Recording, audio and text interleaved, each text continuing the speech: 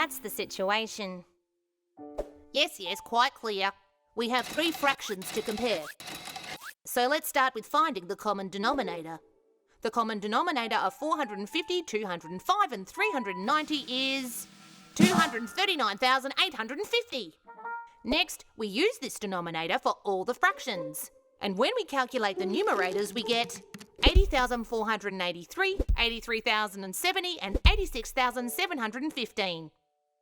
Now, we simply compare them and we see that clearly the one with the lowest sugar content is this one. It was your idea!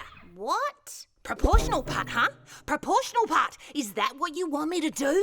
Calculating all day? No, you're right. Common denominators? We just need to find a way to present the ratios. Something that won't require so many calculations. There is no such thing. And it's not only that, Elgarita. When you said we'd put those ratios on the labels, other fractions were considered. Yeah. What does that even mean? Is it like a little? A lot? Really a lot? No one knows!